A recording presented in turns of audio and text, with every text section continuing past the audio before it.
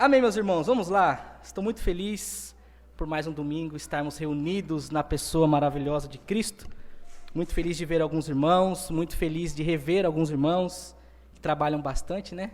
Alguns irmãos que nos visitam, sejam muito bem-vindos. Nós estamos na casa do Senhor e somos uma família na fé. Amém? Bom, irmãos, vamos meditar na palavra e eu gostaria de pedir para que os irmãos abram suas Bíblias em Colossenses capítulo 2. Carta de Paulo aos Colossenses, no capítulo 2.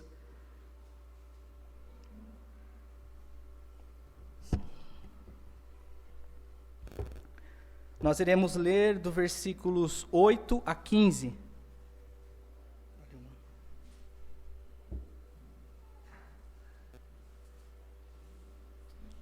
Colossenses capítulo 2, do versículo 8 ao 15, palavras do apóstolo Paulo. Nós estamos fazendo uma série aqui de exposições na carta aos Colossenses.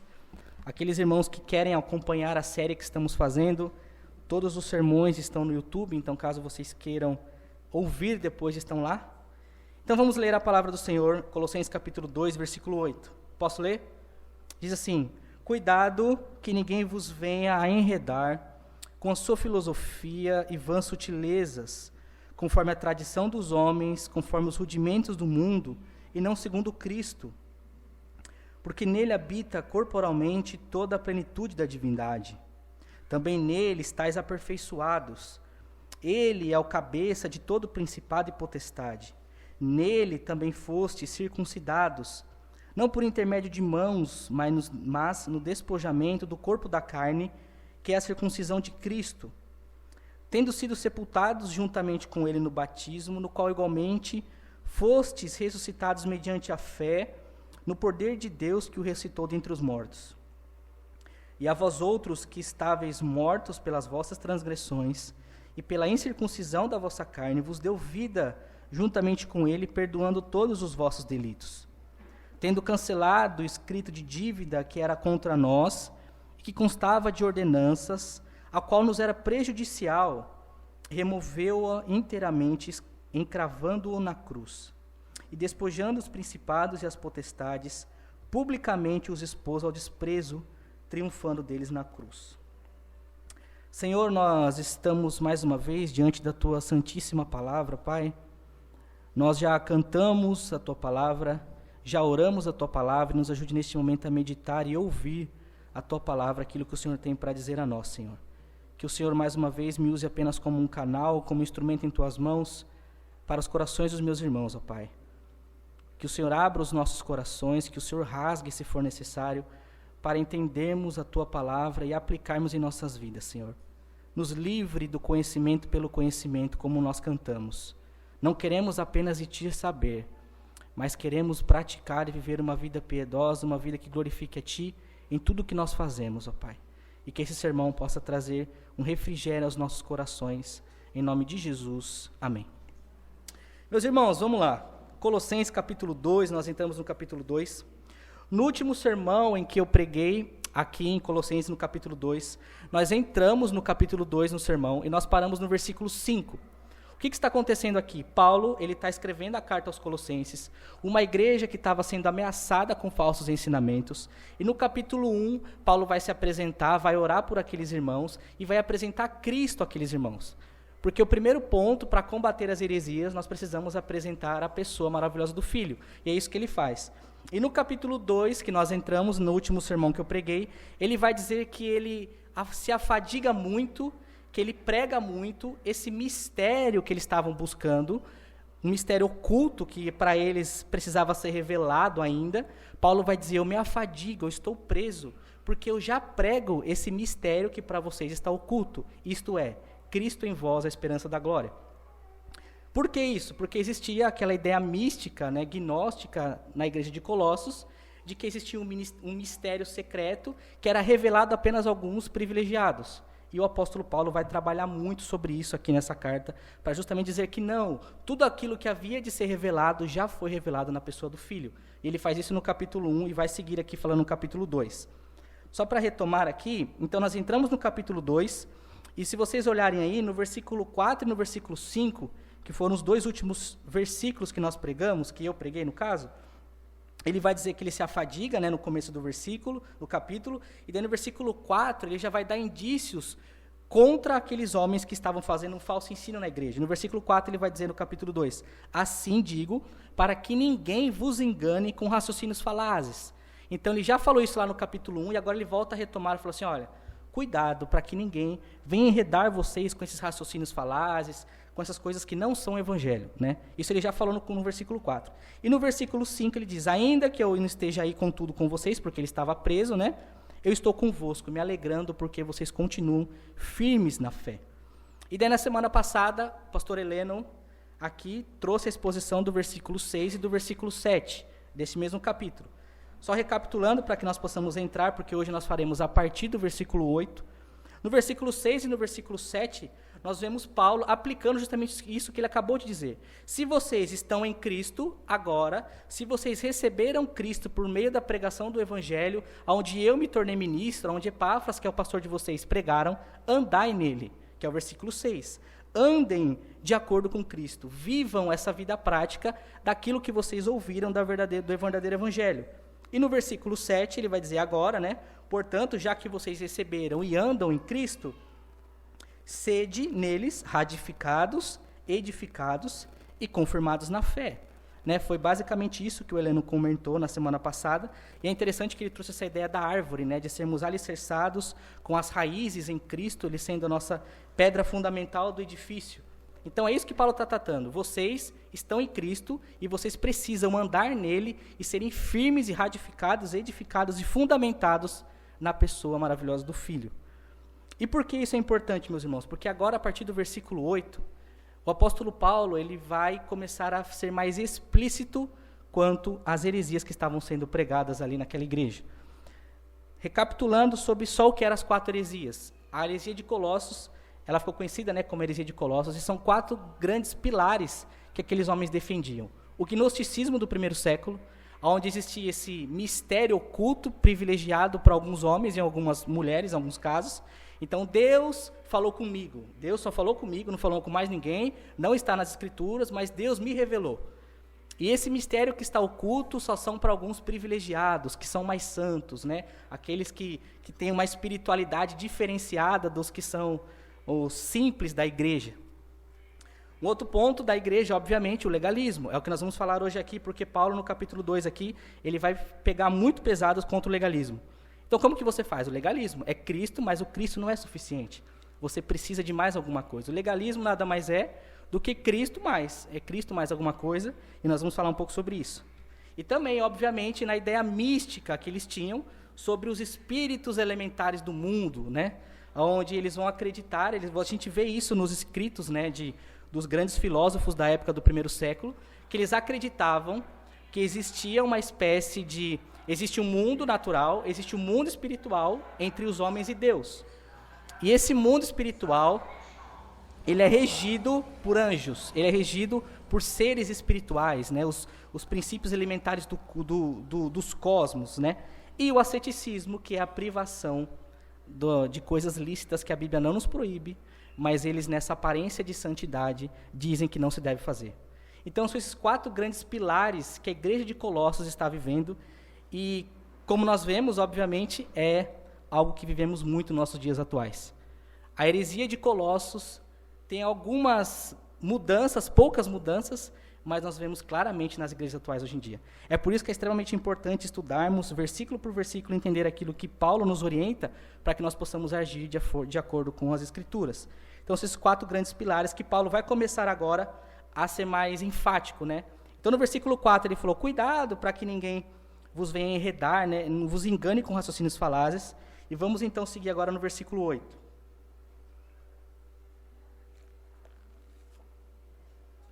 Hoje, meus irmãos, nós vamos falar muito sobre legalismo. E eu peço que vocês não se assustem, porque a gente precisa dar nome aos bois. A gente precisa falar o que realmente está acontecendo nos nossos dias atuais, para que, quando nós nos deparemos com situações como essa, nós sermos lembrados da palavra que foi pregada, que foi ouvida, para agirmos de acordo com as Escrituras, né? A gente, hoje em dia, tem essa ideia de que a gente não pode falar sobre as coisas que estão erradas. Sim, a gente tem que falar. Paulo está falando aqui explicitamente. E até em cartas, e até na carta de Colossos, Paulo nomeia nomes. Ele coloca nomes até no final aqui da sua carta. Então, realmente é algo que nós precisamos pensar sobre isso. Então, vamos lá. No versículo 8. Acompanhem comigo. Colossenses 2, versículo 8. Cuidado que ninguém vos venha a enredar com sua filosofia e vãs sutilezas. É interessante que na NVI vai dizer que ninguém vos venha escravizar com vãs sutilezas. E na Almeida Revista e Corrigida vai dizer que ninguém vos faça presa sua. E é maravilhoso isso porque nós vemos o que Paulo está querendo dizer. Cuidado para que ninguém vos escravize com sua filosofia e com suas vãs sutilezas. E ele dá um nome, tá vendo? A filosofia que vocês estão implementando na igreja. O problema, meus irmãos, não é a filosofia. O problema é a filosofia que vai contra o evangelho. O problema é a filosofia que vai chocar contra o que Cristo diz nas Escrituras, com o que a palavra de Deus diz. E essa filosofia misturada com esse gnosticismo era uma das marcas da igreja. E Paulo vai dizer, cuidado para que ninguém vos venha enredar. É que na área enredar parece só que alguém está cercando, né? Mas não, te escravize, te faça presa com sua filosofia. Cuidado, estejam alertas, vigiem com qualquer pessoa que expõe um ensino ou uma filosofia que contradiz o que vocês já ouviram, o que vocês já aprenderam, do qual eu, Paulo, me tornei ministro do Evangelho. E é interessante porque isso está em paralelo exatamente com o versículo 13, porque ele disse, vocês já foram libertos do império das trevas, vocês se lembram? Deus já libertou vocês já foram libertados da escravidão, não voltem a ser escravos do legalismo, não voltem a ser escravos do gnosticismo, não voltem a ser escravos do misticismo, vocês já foram libertos, evitem se tornarem cativos novamente. E é interessante quando nós vemos os nossos dias atuais, o que nós enxergamos é o contrário. São pessoas, muitas das vezes, duvidando do evangelho que já ouviram. São pessoas colocando em xeque a sã doutrina, em que pastores passaram uma vida nos púlpitos pregando, ensinando, exortando, e colocam em xeque a sã doutrina, sem sequer analisar de onde que vem a fonte pelo qual elas não estão concordando com aquilo que está sendo dito. É uma troca de valores. As pessoas esquecem a sã doutrina e qualquer coach, qualquer pessoa, qualquer filósofo, que é a ideia aqui, venha falar de algo novo que Deus revelou a eles, porque obviamente eles são privilegiados, Deus me disse, toda a sã doutrina é deixada de lado. E daí fala, nossa, realmente é isso que está dizendo. E nós devemos tomar muito cuidado, porque é o que Paulo está dizendo, cuidado, porque isso são vãs sutilezas, é algo sutil. Não é algo escrachado, não é algo que você olha e assusta logo de cara. É aquele evangelho diluído. É aquele evangelho, aquela filosofia, como o Heleno disse na semana passada, né? São grandes cabeções teológicos, né? Amam questões e mais questões da vida, onde a Bíblia não está preocupada em responder. Nós falamos um pouco disso ontem, né, no Encontro dos Homens. A Bíblia não está preocupada em responder muitas questões que nós temos na nossa modernidade. Muitas.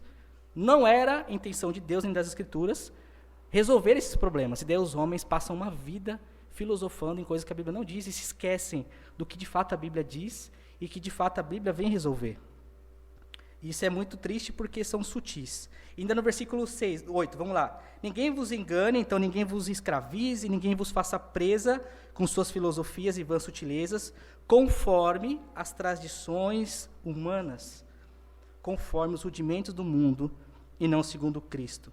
Veja que primeiro ele fala sobre filosofia e agora ele vai falar sobre as tradições humanas. As tradições humanas aqui, muito provavelmente, ele está se referindo ao caráter judaico legalista dos judeus. Porque essa ideia de tradição, a tradição oral ainda que era muito forte dos judeus, eles vêm trazer isto para a igreja. Então nós, como judeus, somos aqueles em que estabelecemos como devem acontecer as coisas. Porque nós somos os donos da lei. E são coisas que eles estavam implementando, imputando sobre as pessoas para que elas a seguissem com o legalismo, que é o que Paulo vai dizer a seguinte. E esses falsos ensinamentos, meus irmãos, que é o que estava acontecendo lá, são agradáveis. São agradáveis. Você olha justamente essas pessoas que acabam influenciando com filosofia, com tradição humana, são pessoas eloquentes, são pessoas que influenciam a igreja, são pessoas, não é qualquer um que fala, são aquelas pessoas que você olha e fala assim, nossa, Eu queria ser santo como essa pessoa é santa. E são justamente essas pessoas que conseguem fazer das outras presa, conseguem escravizar as outras com seus argumentos filosóficos segundo as tradições humanas. E veja que, eu já comentei isso aqui com vocês, o evangelho do diabo, o evangelho diabólico, não é um evangelho diabólico na sua apresentação. Ele é só humano, eu já falei isso aqui para vocês. Nós já meditamos em Mateus 16. Arreda-te de mim, Satanás, porque não cogitas nas coisas de Deus, mas nas coisas dos homens. O evangelho do diabo é um evangelho humano, é um evangelho diluído, é um evangelho horizontal, é um evangelho onde você esquece o que Cristo fez. Isso não é evangelho. Não é. E nunca foi. Nunca foi. Não existe termo, não existe acordo, não tem união, não tem combinação, não tem conchavo, não é. Porque o diabo é o pai da mentira. Não tem meio termo. É o que Paulo está dizendo aqui. Cuidado, porque vocês estão trilhando um caminho que é extremamente perigoso. Vocês estão sendo enredados, estão sendo presas de ideias filosóficas, de traduções humanas, que não levam vocês a lugar nenhum. Segundo tradições humanas, continua o versículo 8, e conforme os rudimentos do mundo. E aqui ele vai trazer a ideia mística. Veja que ele já falou de filosofia, gnosticismo, já falou aqui de legalismo, que nós vamos entrar um pouco mais, que ele vai discorrer sobre isso, e agora aqui sobre os espíritos elementares do mundo. Aponta para a ideia mística do que eles estavam crendo lá. Por mais que não esteja escrito aqui de forma explícita, o que nós vemos é exatamente isso. Essa ideia dos espíritos elementares do mundo, que nós já falamos no capítulo 1, que ele já tratou, e essa afirmação onde vai dizer, olha, entre Deus e os homens existem os anjos, os seres elementares do mundo. Paulo usa essa palavra rudimentos do mundo, elementares do mundo, porque era exatamente o mesmo termo que eles usavam na época com os gregos. E dentro dessa hoste, desses seres angelicais, é eles que predominam, eles estão entre Deus e os homens em uma hierarquia de anjos, e eles ocupam os corpos celestes e o destino da humanidade. Aí a gente olha isso aqui, a gente fala assim, nossa, isso aqui é loucura, né? Mas, se nós olharmos para os nossos dias atuais, meus irmãos, o que é esse movimento de batalha espiritual que nós temos hoje em dia? Esse movimento que existe de batalha espiritual nada mais é do que isso. Eu já comentei isso com os irmãos, que eu já participei de alguns desses movimentos da igreja que eu ia, e a ideia era justamente essa. Se você vai fazer um evangelismo em algum lugar, existem os espíritos territoriais. E esses espíritos territoriais, eles comandam aquele lugar. Então, o que você precisa fazer antes? Você precisa santificar, você precisa ter todo um processo, um ritual, e você precisa expulsar esses demônios lá, para que quando você chegue lá, você seja eficiente na propagação do evangelho. Porque senão dá tudo errado. Porque o diabo está lá, os demônios estão lá, e eles vão tirar sarro da sua cara. Eu cansei de ouvir isso, irmãos. Agora, nos dias atuais. É uma roupagem um pouco diferente, mas essa ideia de pedir, aí voltando para anjo de Deus, aí você não pede bênção para Deus, você pede para que o anjo traga a bênção para você numa bandeja. Isso tem destruído as igrejas. Nós temos aqui Paulo, no primeiro século, provavelmente aqui no ano 60, no 70, falando exatamente o que acontece hoje. E se as pessoas pegassem a Bíblia e lessem a Bíblia, estudassem a Bíblia, não cometeriam as mais loucuras coisas que eles fazem. Fujam disso. Fujam de seguir a filosofia, as tradições humanas e o misticismo. Então nós temos as sutilezas da expressão filosófica, nós temos as tradições humanas com o legalismo, e nós temos o misticismo, obviamente, nessa ideia de que existe o anjo. E daí ele vai terminar o versículo 8 dizendo, nada é segundo Cristo. Nada disso tem a ver com o Evangelho. Nada disso tem a ver com Cristo. Não é segundo Cristo, porque se fosse segundo Cristo, seria completamente diferente, porque as Escrituras nos diz como deve ser. Não provém de Deus, ainda que as pessoas dizem que é em nome de Deus. Isso é muito importante. As pessoas na nossa atualidade têm o péssimo hábito de acreditar agora, existe essa ideia, acreditar de que quanto mais eu afirmo uma coisa, isso se torna verdade. Então, quanto mais eu digo aquilo se torna verdade. No Evangelho nunca funcionou assim, nunca vai funcionar.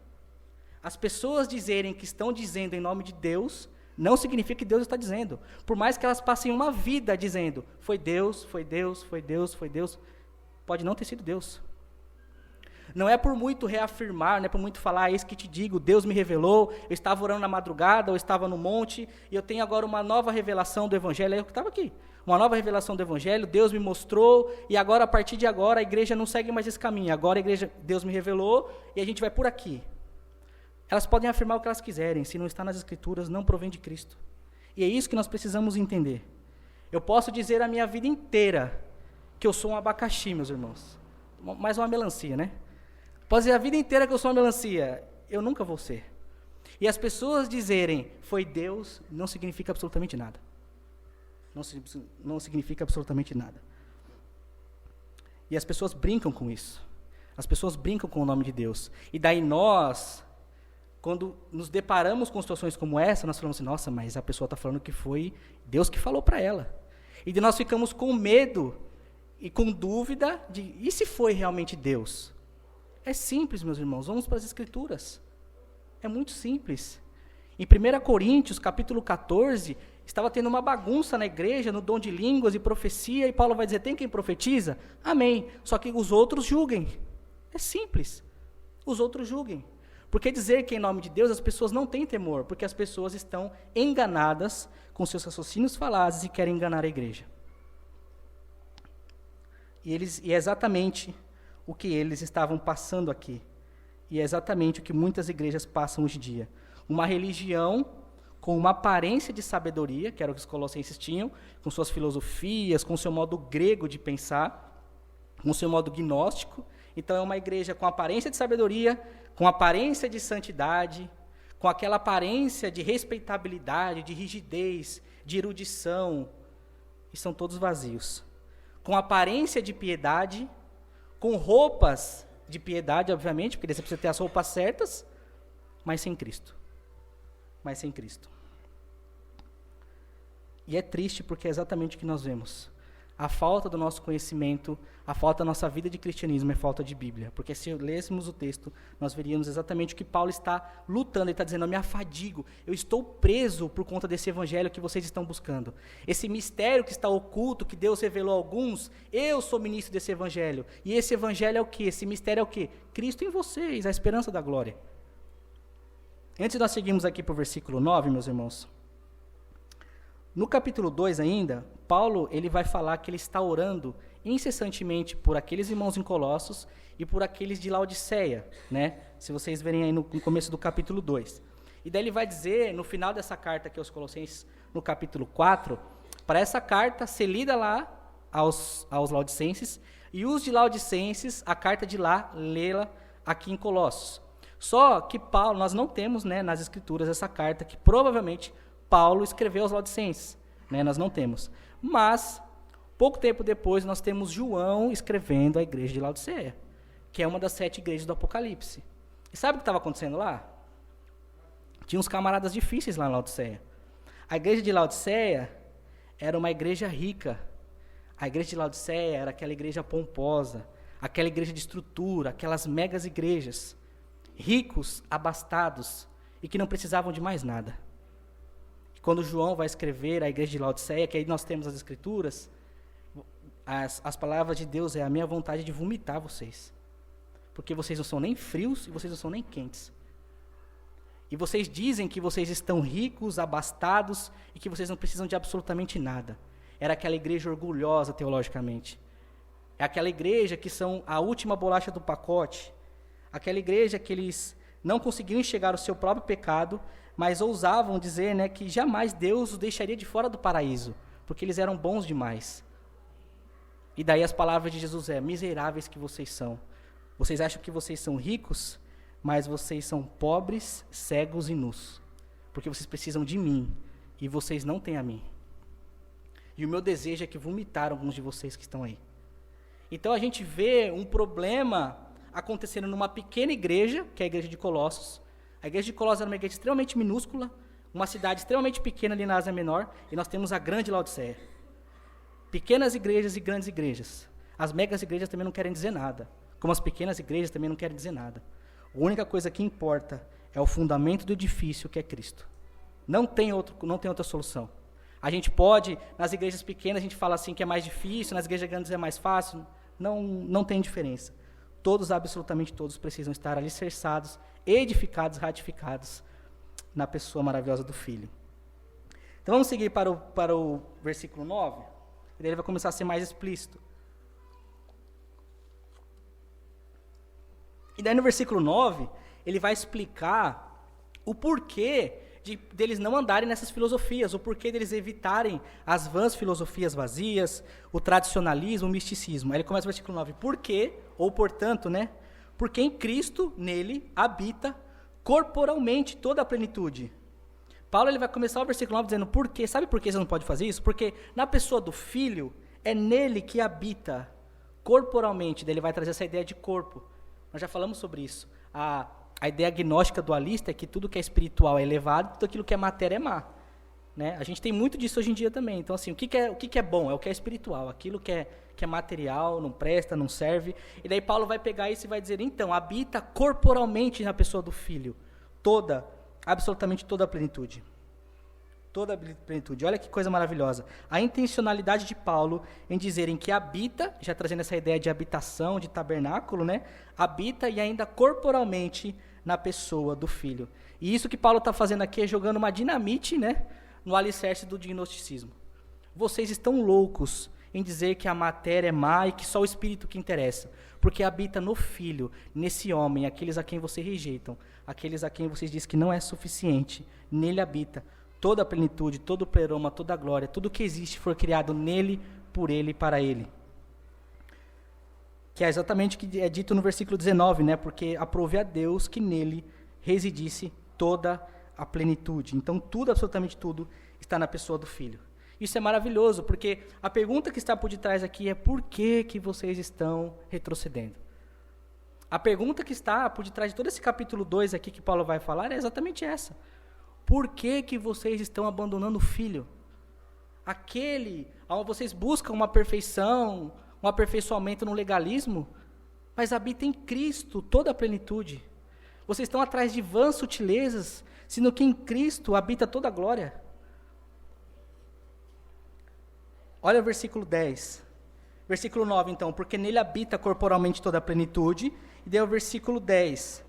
Porque também nele em Cristo, assim como nele tem toda a plenitude, também nele vocês estão, o quê? Aperfeiçoados, ou cheios. Vocês estão cheios no Filho, aperfeiçoados no Filho. É isso que vocês estão. Isso é impossível para quem quer chegar à perfeição longe de Cristo. E só é possível as pessoas alcançarem o aperfeiçoamento na pessoa do Filho. E aqui Paulo vai começar a trazer essa ideia da nossa união mística com Cristo. Paulo está dizendo assim, se vocês estão neles, enxertados nele, ratificados nele, fortalecidos nele, aonde nele habita corporalmente toda a plenitude, se vocês estão nele, vocês estão aperfeiçoados, vocês estão cheios, vocês estão puros, vocês estão santos, não por conta de vocês, mas porque vocês estão enxertados nele. A nossa união mística com Cristo. E isso só é possível experimentar aqueles que confessam e que vivem e que andam nos caminhos do Senhor. Veja que essa perfeição que eles buscavam, essa plenitude, essa ideia de chegar a um êxtase de conhecimento, só é possível na pessoa do Filho. Qualquer outro caminho que nós corramos para alcançar um pleroma, um aperfeiçoamento, será vão, será inútil, será vazio, porque todo conhecimento, toda santidade, toda a perfeição, nós só encontramos nele. E o que nós fazemos? Corremos e nos agarramos, e nos alicerçamos, e nos abraçamos na pessoa do Filho. Isso é maravilhoso. Nele vocês estão aperfeiçoados. Versículo 10, vamos lá. E por quê? Olha lá, porque ele é o quê, irmãos? Olha aí.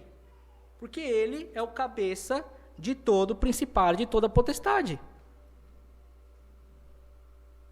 Ou seja, todos os seres angelicais que existem, Paulo não está negando que não existe. Paulo não está dizendo que não existe reino espiritual.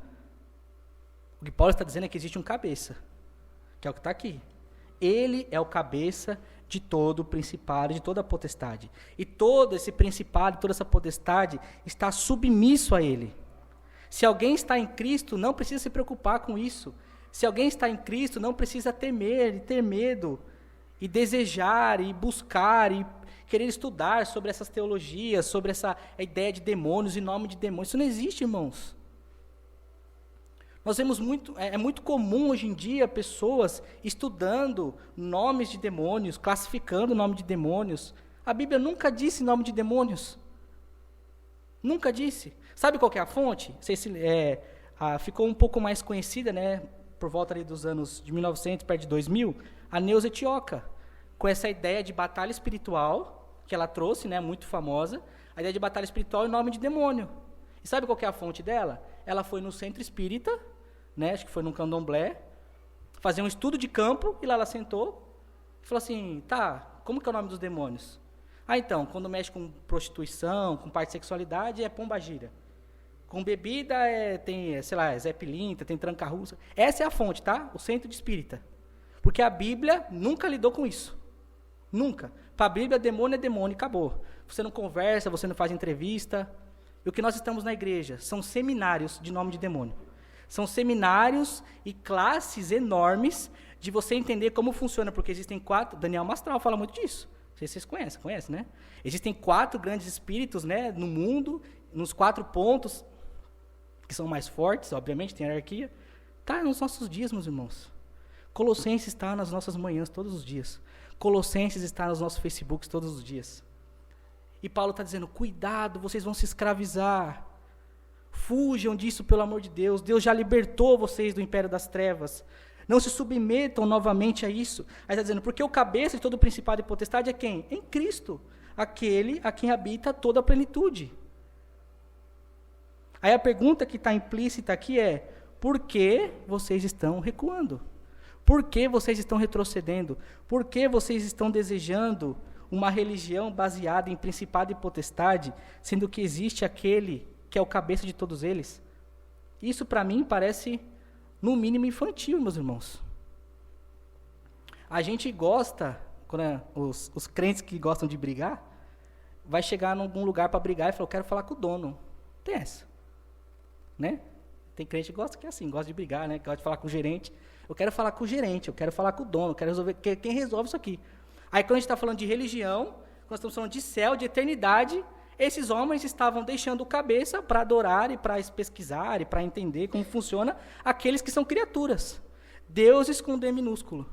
E aqui nós temos a comparação, né, gloriosa entre a grande diferença do cristianismo e as demais religiões com seus deuses minúsculos. E aqui nós vemos Paulo claramente expondo essa falácia desses falsos ensinamentos, dizendo, vocês estão loucos. Fujam, cuidado. Não ouçam o que essas pessoas dizem em nome de Deus. Não é porque estão dizendo que Deus está dizendo que é de fato aquilo que Deus está dizendo. Meus irmãos, essa semana, eu vi um vídeo, eu fiquei horrorizado. Se eu achar, depois eu mando para vocês no grupo da igreja. Um profeta no Instagram, e esse profeta, ele profetiza para as pessoas conforme o pix que ele recebe. Então, assim, ele deixa a live aberta, eu juro, eu vou mandar para vocês, eu acho que eu vou conseguir achar de novo. Ele deixa a live aberta, e daí ele fala, vai mandando o pix aí que eu vou revelando, é assim. E daí tem uma hora que ele fala assim, calma aí, Senhor, peraí, segura aí, eu já vou falar, segura aí. Assim, meus irmãos. Profecias abaciada conforme o pix, então, quanto maior é o pix, mais ele revela, e daí ele fala assim no vídeo, né, aqui não é qualquer um que está falando não, aqui é um ungido do Senhor. E daí você olha lá, tem um monte de gente assistindo. Você fala, meu Deus do céu, como isso é possível? Profecias via Pix. E eu vi isso essa semana, meus irmãos, essa semana. Só que quando nós olhamos isso daqui, a gente assusta e fala, meu Deus, né? Você fica revoltado, né? Nervoso. Só que não era isso que Paulo estava lidando aqui. Paulo estava lidando com as vãs sutilezas. Paulo estava lidando aqui com aquele ensinamento que parece que é o certo. É aquele sutil, é aquele 1% diluído que já não é mais 100% natural. 1% de água num suco natural, ele não é mais natural. E é isso que Paulo está lidando. E Paulo está dizendo, cuidado com isso. Cuidado, estejam vigiantes, estejam atentos, porque esses homens vão te escravizar. E daí agora aqui, a partir do versículo 11, ele vai de fato entrar no legalismo. Vamos seguir aqui.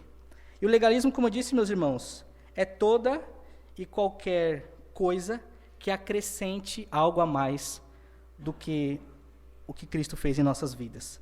O legalismo, ele é sutil, porque o legalismo não nega Cristo, nunca vai negar. O legalismo nunca vai dizer não, não é. Ele vai dizer é, mas tem isso aqui também, viu? Não é só isso, viu? Você esqueceu. Não, beleza, é verdade, Deus fez, realmente a gente é salvo pela graça, glória a Deus, aleluia. Então, mas a gente precisa, né? Esse mais aí é o legalismo, meus irmãos. E muitos não professam com suas bocas, não têm coragem. Mas o legalismo, ele é crivo para a salvação. Porque se Deus vir e você não estiver dizendo aquilo que é o mais que eles estão dizendo, você fica. Você fica. E qual que era o legalismo que estava impregnado aqui na igreja de Colossos? Veja no versículo 11. Porque Paulo vai responder justamente isso. Então, aqueles homens, aí versículo 11. Nele, vocês já foram, o quê? Circuncidados. O que era circuncisão? A circuncisão era a remoção, né, da carne do prepúcio, do órgão masculino, que os judeus faziam, como tradição. E que Paulo vai dizer aqui? Viu? O que está acontecendo aí? Vocês já foram circuncidados, e não por intermédio de mãos humanas, olha no versículo 11, mas no despojamento do corpo da carne, que é a circuncisão de Cristo. Aqui claramente Paulo está respondendo esse viés judaico do legalismo, que é a circuncisão. Um judeu, o que ele queria fazer? Circuncidar aqueles irmãos que não eram judeus. Não é Cristo só, tá? Você se converteu, glória a Deus. Não. Você precisa voltar para a lei, você precisa isso aqui, você precisa fazer, você precisa ir lá e circuncidar você, circuncidar seus filhos. Se você perguntasse para um pagão o que era um judeu ele tem 3 grandes pilares, né? É alguém que não faz nada no sábado, não come carne de porco e circuncida os filhos. É os 3 grandes pilares do judaísmo. E daí Paulo vai dizer o quê?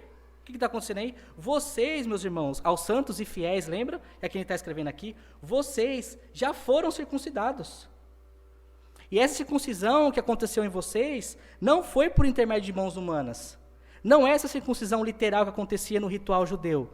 A circuncisão foi uma circuncisão do coração, onde Deus tirou esse prepúcio, né, tirou esse pecado, essa carne do seu coração.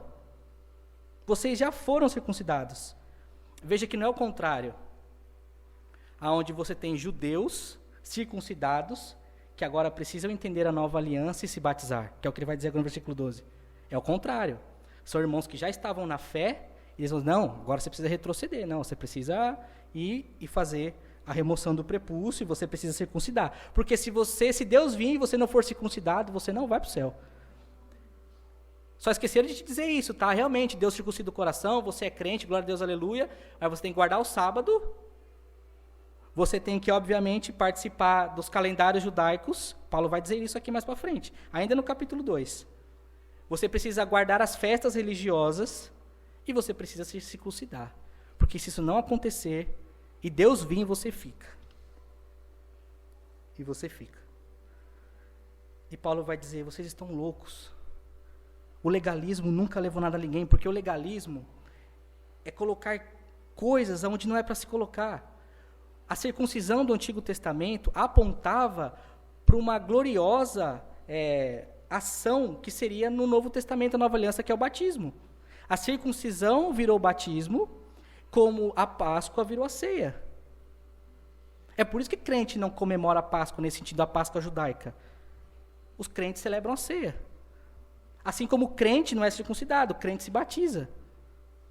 Nós temos claramente aqui dizendo, vocês já foram circuncidados. Não queiram essas pessoas pegarem vocês e colocarem vocês e fazerem vocês retrocederem.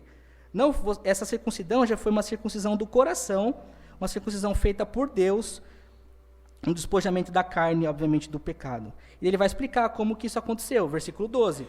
Porque vocês foram sepultados juntamente com ele no batismo, o qual igualmente fostes ressuscitados mediante a fé no poder de Deus que estou entre os mortos. Então, o batismo, meus irmãos, da nova aliança, é a realidade que Deus fez em nosso coração. A circuncisão do coração é a conversão. É Deus tirando, removendo, nós não temos acesso. É Deus que remove. E daí a consequência disso é nós nos batizarmos, simbolizando, que é o que está dizendo aqui, né? Nós fomos sepultados, é por isso da ideia do batismo ser por imersão, né? Nós fomos sepultados com Ele, com Cristo, representando o que Cristo fez na cruz por nós. Sepultados com Ele no batismo e igualmente ressuscitados com Ele mediante a fé. Paulo está dizendo, vocês já foram sepultados, vocês já foram batizados, vocês já foram circuncidados. Esqueça o legalismo. Vocês já foram batizados. E o batismo é o único e o último símbolo externo dessa circuncisão do coração que Deus aplicou. O batismo, meus irmãos, nada mais é do que mostrar publicamente o que Cristo já fez no seu coração. Dizer que batismo salva é legalismo. Dizer que você precisa ser batizado para ser salvo é legalismo. Não está nas Escrituras. O batismo simboliza o que Deus fez em nosso coração, nessa circuncisão onde Ele retirou o nosso pecado. Estamos unidos, enxertados e ligados nele. E agora no versículo 13, aí ele vai dizer o que aconteceu então. Nós representamos isso no batismo, né? Sendo sepultados com Cristo e ressuscitados com Cristo pela fé. E olha o versículo 13, agora é maravilhoso esses 3 últimos versículos. E vocês, acompanhem comigo, e vós, vocês estavam o quê? Mortos. Vocês estavam mortos pelos vossos pecados, pelas vossas transgressões. Morto é morto. Morto não tem reação, morto não tem vontade, morto não tem desejo, morto é morto. E Paulo vai dizer, vocês estavam mortos, e vocês estavam mortos aonde? Nas transgressões, nos pecados, olha o que vai dizer aí, ó, nas transgressões e pela incircuncisão da vossa carne. Vocês não eram convertidos de coração. Está vendo que a carne aqui, esse corpo da carne não é a carne literal, mas o coração. Vocês estavam mortos em seus pecados e mortos na incircuncisão da vossa carne. Vocês não eram convertidos. Deus não havia limpado o coração de vocês. Deus não havia, o Espírito Santo não havia feito a regeneração no coração de vocês. É por isso que vocês estavam mortos. E olha o que ele fez. Vocês estavam mortos na incircuncisão, e Ele vos deu vida. Ele vos deu vida. Nós somos homens e mulheres que foram ressuscitados espiritualmente por Deus. E no capítulo 1, aquele texto maravilhoso que ele vai dizer que nós somos transportados do reino das trevas para o reino do Filho do seu amor. Nós não fomos andando, não fomos nós que queremos, não foi eu, não foi você que escolhemos Deus. Deus nos escolheu e Ele vai dizer, vocês estavam mortos e Ele deu vida. Morto não se ressuscita sozinho, meus irmãos. Morto não se ressuscita sozinho. Morto não tem vontade. Fala assim, Ele vos deu vida e agora nós respiramos. E para por aí? De forma alguma. Ele vos deu vida e Ele perdoou todos os seus delitos. Ele nos deu vida e Ele nos perdoa. Não é simplesmente o ato de ressuscitarmos dos mortos, mas agora é de sermos perdoados por aquilo que Deus fez por nós. E isso, meus irmãos, deveria tirar lágrimas dos nossos olhos. E uma afirmação dessa, onde Ele nos liberta do império das trevas, aonde Ele nos ressuscita, onde nós não queríamos, aonde nós não tínhamos como, sozinhos, alcançarmos esse patamar, Ele te dá vida, Ele te ressuscita e Ele te perdoa. Ele te perdoa. E é maravilhoso porque daí no versículo 14, ele vai dizer, não é só isso, né? Ele te dá vida, Ele te perdoa e Ele cancela o escrito de dívida. É as 3 grandes características do que Cristo faz na cruz. Você estava morto, Ele te ressuscita, Deus te faz idôneo para receber essa promessa, te transporta, te carrega para o reino do Filho, agora você é enxertado no Filho, vive, anda nele, ratificado, justificado, plantado no Filho, e daí agora você respira, porque você era morto, agora você não é mais, e daí você continua pecando. É óbvio que nós continuamos pecando. E daí Deus te perdoa agora. Aí, só que você continua pecando, Deus te perdoa, e daí o que acontece? Tem alguém te acusando, dizendo assim, olha, ele continua pecando, ele precisa morrer. Sabe por quê? Porque o salário do pecado é a morte. Ele precisa morrer. Existia uma cédula que nos era contrária. que estava o tempo todo nos acusando. Eles precisam morrer, eles estão quebrando o seu mandamento, o salário do pecado é a morte, eles pecam. O que precisa ser feito? Morte. E daí, Cristo vem resolver isso também. No versículo 14, ele vai dizer justamente isso.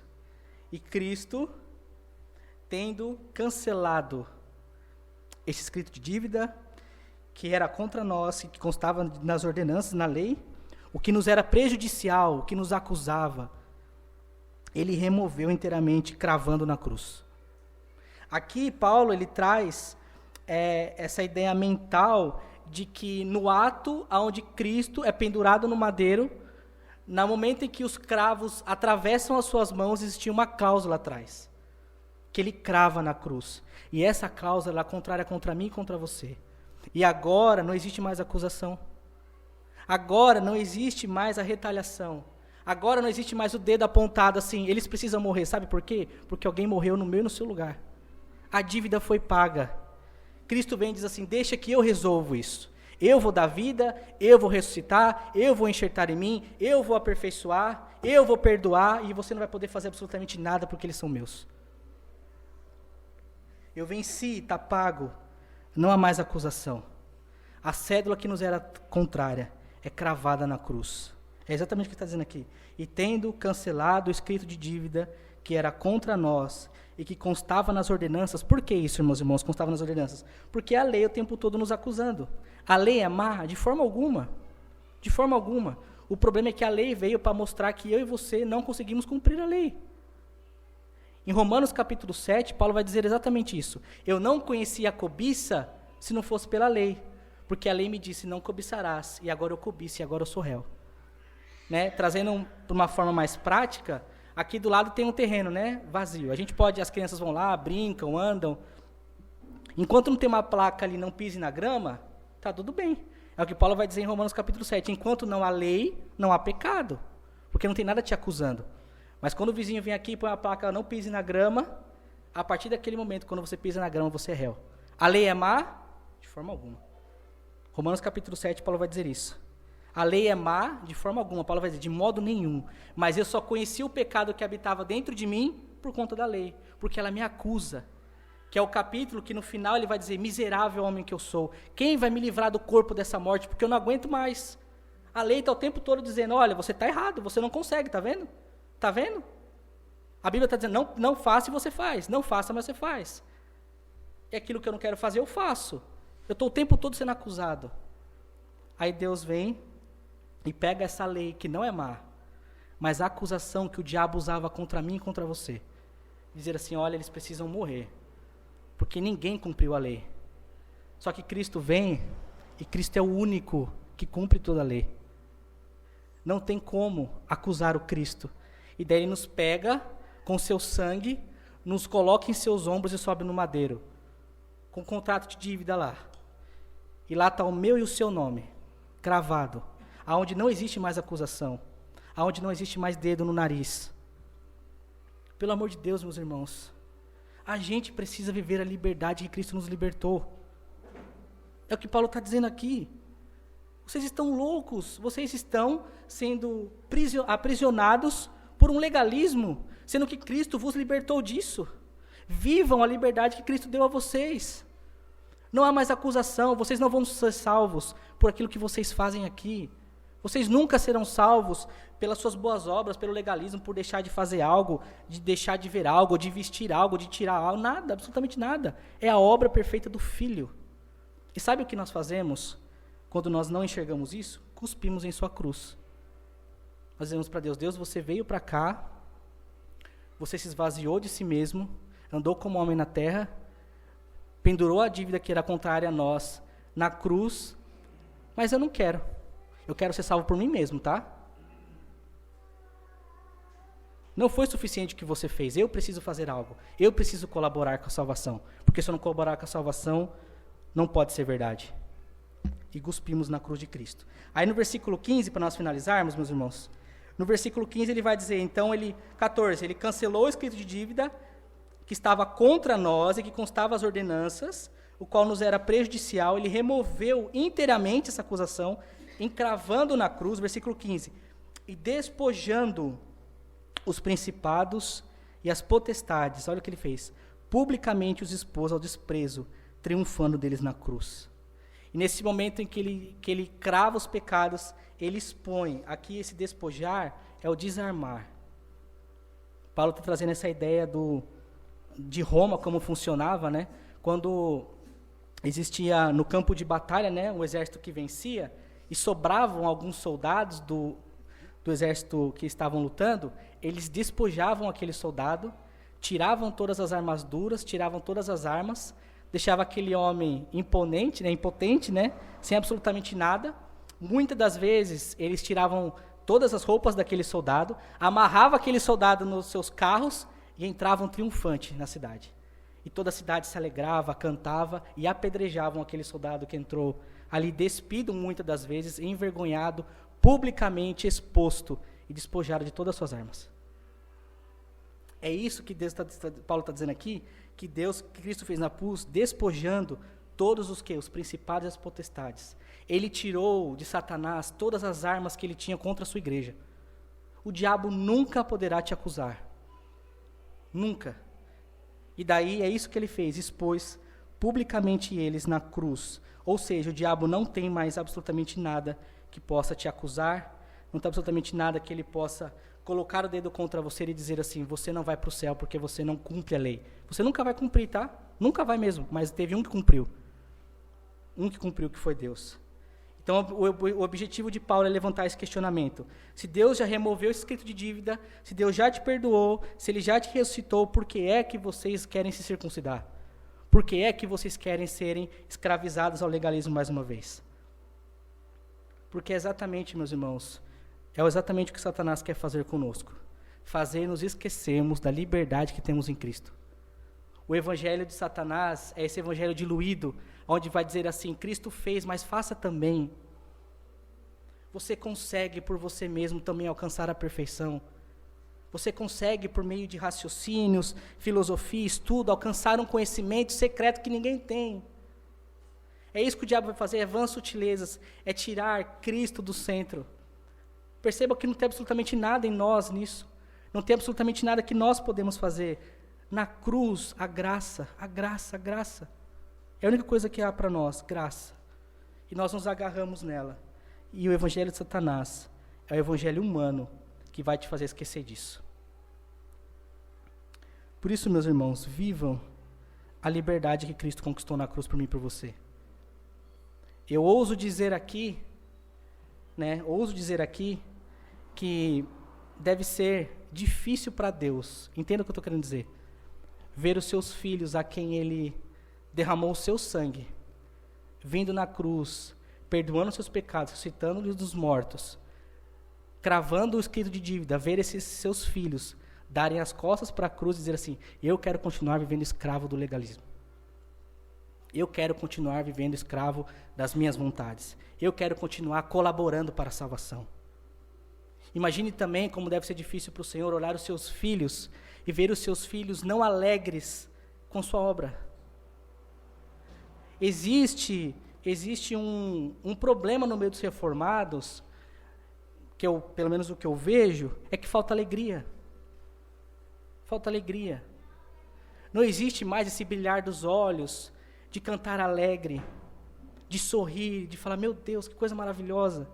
Meus irmãos, vocês iam para o inferno, e vocês não vão, e não tem absolutamente nada no que vocês colaboraram para isso.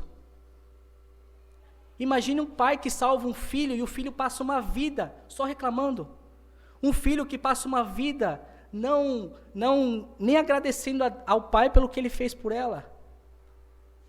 Nós precisamos viver a liberdade que Cristo nos deu, sermos felizes com Cristo, porque vamos morar no céu, não por nossos méritos, mas porque Cristo fez.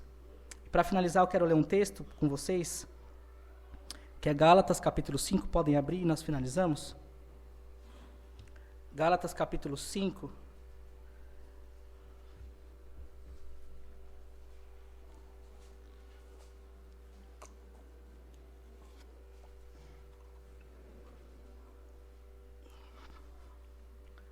capítulo 5, versículo 1.